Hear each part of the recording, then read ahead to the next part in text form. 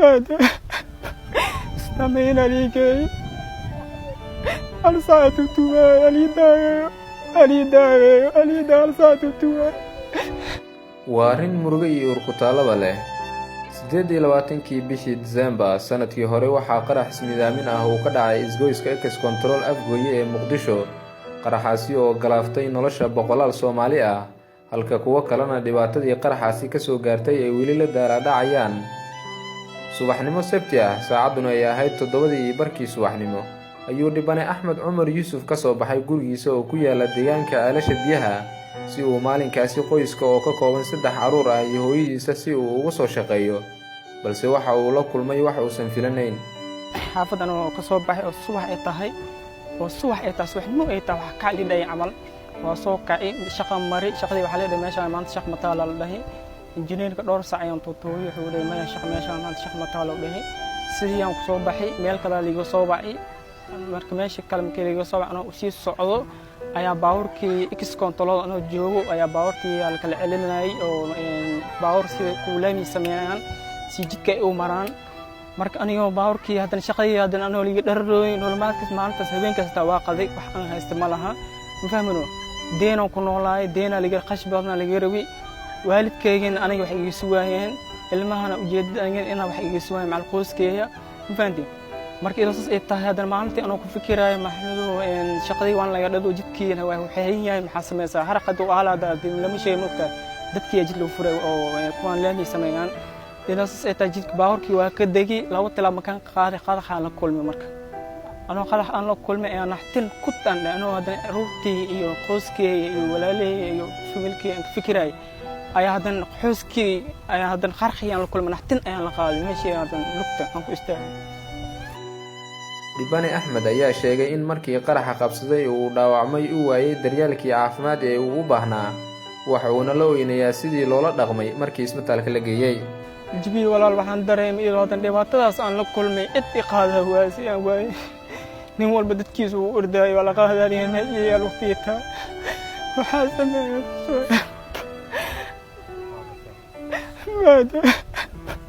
استمعين عليك أرسلت التوى أليدا أرسلت التوى Abu Cumar Yuusuf Qaasim oo ah aabaha dhalay Axmed Cumar ayaa sheegay markii uu maqlay in wiilkii ay ku tiirsaneyd noloshooda uu ku dhaawacmay qaraxii Ex Control inuu mir daboolmay isla markaana uu ka soo lugeeyay beer ku taala duleedka Afgooye telefoon la isoo diray telefoon markii la isoo diray waa khaway telefoonka abaar laba saac ana war waa blig way war mu way markaan soo baxay alaan qarash ma haystin doon waa soo lugay shilin kun jeebkeem ku jira waa soo lugay waa soo socdo markaan soo lugay waxaan helay macna dad oo meel iska socdo dadkiyaan dhay walaalow aniga duruuftaas ay wiilkiya dhaawacmay haddaan isbitaal Madiino amartay asku sugan yahay duruuf ay haastee bal wax isiyaan intaan ku dhameystiray bawran ku raacay dadkii waxa isiyaan lacag macna oo 5 shilin isiyaan bawrkiina waxa lagu raacaa 20 kun lagu raacaa kadib hadina macna waa la ii wacay intee soo joogtaa war aan waxaan soo joogaan digfee maarta waxaan soo joogaa banaadir soo jooga waa soo lugay aan kharash ma haystay aleen meesha macna nin jawa xukuumad jeebkii badii wax isku jirin ana bagaaji haas maxaa isma biyo shimilka oo kuleel oo meel ay yeelo aan leey macna isii arinta kale ee murugada leh oo dhibana Axmed uu inoo sheegay ayaa waxa kamid ah inuu ku jiray dadkii loo qaaday caafimaad dibadda laakiin faquuq dartiisa loo reebay safarkaasi waa kamid tahay waxaan kamid tahay koowaar labaad saddexaad kamid tahay فانتي أنا ما بينك وشيء لوات سدحات قف سدحات أنا كمتها والي بسير ما عليه خوري والوقاضة لعافد ولا نداسي والوقاضة مكي ما ججس إيه اللي نعمرين وردين كانوا جبسية هذي بنا شهادة إن إسبتال مدينة كشقة وماشي جو هل ساعة وتوتوا وردين كان قاضي وقرية ما هي مقادين إيه مقادين كان مقادين وقرية سبير كيس حسنا وقاضي معنا ولا ما مقالين كان ججسة ماشي ودينا عبارة الحمد لله لوتي وي أرتي هذا سيرت هذا تخطيرته وما ماشي اسكجيفا سيرت هذا وما واي واتحي إن أود جدًا أحمد يوسف qoys kan ka kooban 3 caruur iyo hooyada dhashay iyo aabihii dhalay oo isaga hormud u ahaa isla markaana uu xooggiisa ugu shaqayn jiray maanta waxay la oonayaan inaysan haysanin wax ay cunaan isla markaana gaadiidkii u shaqaynaya oo ah Axmed oo xoog u ahaa cidana uu lugti ka go'an yahay qaraxii ex control ee afgooyana uu ku waxyeeloobay guud ahaan ummadda Soomaaliyeed iyo cid walba wax haysata iyo dawladda federaalka Soomaaliya ugu horeeyay madaxweyne Farmaajo iyo ra'iisul wasaare Khayre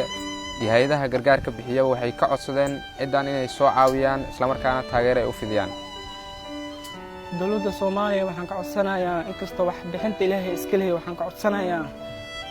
ka codsanayaa kulay way u jeedaan caruurteeda iyo waalidkeeda u jeedaan aniga way ii jeedaan dhaawaceena u jeedaan iyo meeshan ku noolahay waxaan ka codsanayaa gurmad degdeg ah inay fidiyaan oo nolosheeda maareeyo iyo waalidkay aniga si waxa ugu taliyay waalidkay inay u tiirsan yahay hadda maanta hadda walaana been ku sheey meesha hadda aan fadhiyo hashinka cunoon hadda dadka masaakiinta oo macna dadka meelaha degan ala isoo qaqaarumoyn sidii guri aan ku nool wax lagu siino baamno ku shilin had waalidkay jeebkan ku soo bixiyo waa kana ima dhaho waxba ma haastan wax ka keenay farqeeyna faqiir waxba ma haastan caalamka muslimiinta meel kasta ka joogan wiilkeena waqto caalamiinta meel kasta wiilkeena waa qabtaa wiilkeena rugtiisa khaas ahaan caalamiinta meel kasta joogan